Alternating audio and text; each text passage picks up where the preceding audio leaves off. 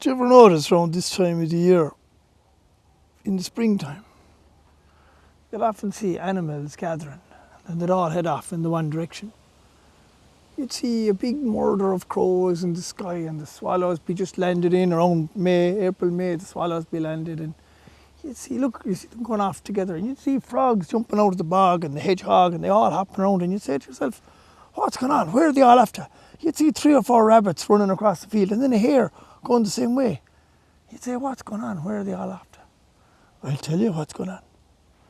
All gathering for the fairy party of May Eve. Yeah, around the end of April, all the animals be gathering. Well, the fairies be gathering, but they be gathering in their animal form, see? And they'd gather somewhere like this now, somewhere with a load of trees, like maybe a big ring fort or a wooded glen or somewhere magical. And it'd be an awful kind of a racket. You'd hear the old crow up in the tree going, gaw, gaw, gaw. You see the swallows be landed in from Africa, they'd be making a racket. You see the hedgehog in from the edge of the bog, and you'd see then the old fox there growling at the hare and the hares and the rabbits, and even small caterpillars coming up and down the trunk of the tree like this. And it'd be an awful racket. And you would hear that racket now. Around this time of the year, if it was, late spring, early summer, you'd hear this kind of, oh, what's going on? And then all the animals be above in the trees. But last to come to the party would be the king of the fairies. But the king of the fairies be coming in his animal form, like the great Irish stag. So he'd have big antlers like this, and he'd be negotiating his antlers in through the trees, and he'd be going bang, bang, knock, knock, coming in like this.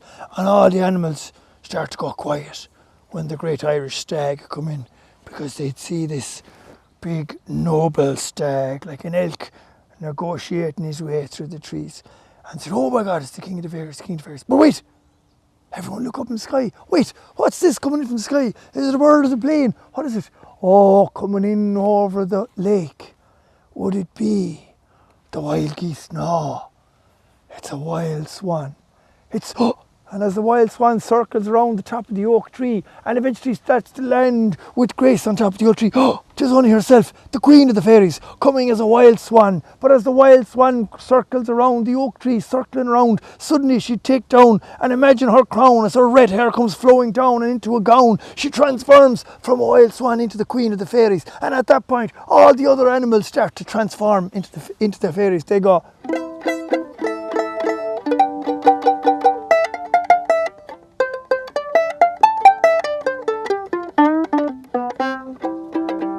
and as her snow white feet touch the ground, there's a magical bounce all around. There's bluebells, gentians, dandelions and daffodils. Oh, the welcome indeed to the flowers of May, as suddenly a burst and the crack would start then. Up steps Puck the goat, and Puck the goat, when she's looking down, he'd still have the feet of a goat. He'd be transforming from a Puck goat into a kind of a fairy Puck, and he'd say, hop, hop, hop, hear ye, hear ye, hear ye. He'd be making a kind of a racket. He'd go, he'd be knock, knock, hear ye now, come let ye all, he'd say.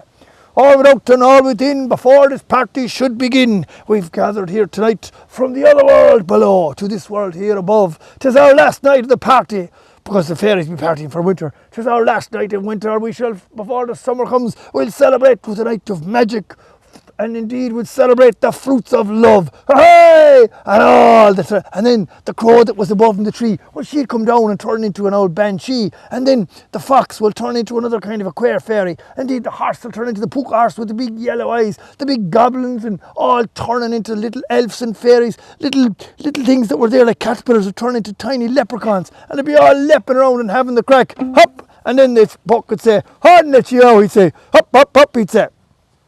"No," he'd say, "Hop, hop, hop, let you all dance." And then they'd come out, 3 little fairies. One had put a cello under its chin. They'd be about to begin. 2 more with the viol and the fiddle, ready to start a bit of a gig, and they might lash off a bit of a jig.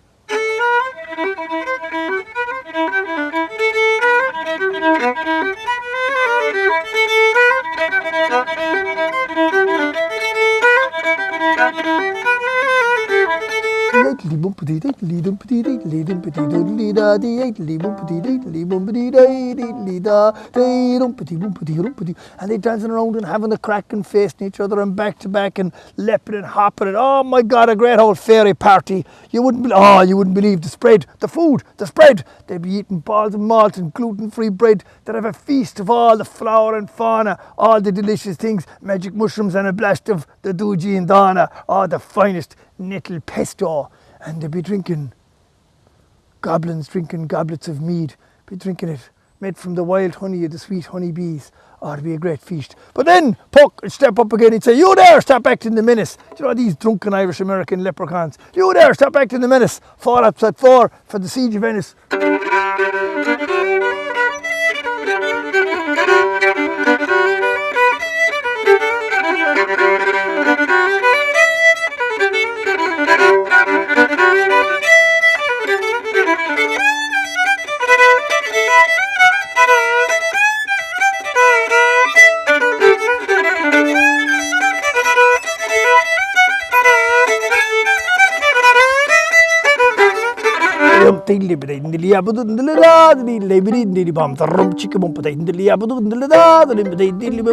And they be dancing around and having the crack and leaping around and back to back and up above on the tables and chairs and jumping around everywhere, and the whole fairy ring would be a racket. Oh, you'd hear it below from town to town. You ever said, what's that noise? What's that noise? It's the fairy party of May Eve.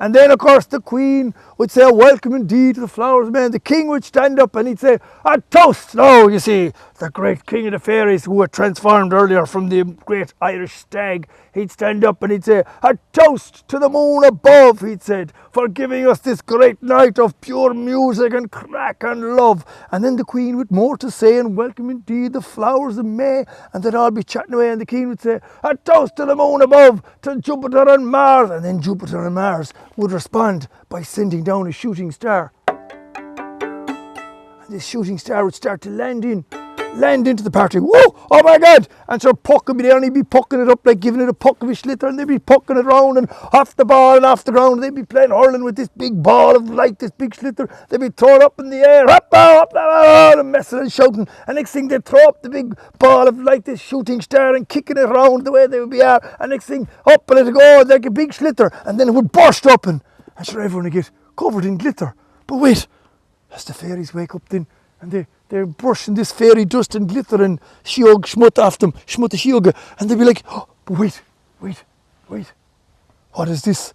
What is this rising in the east? Oh, there's a ball of new light rising in the east. It puts the fear into every little fairy beast. And suddenly like that, hide, feather, leather and scale, the fairies regrow the animal tails as skin, feather, leather and hide. The fairies now retreat back inside.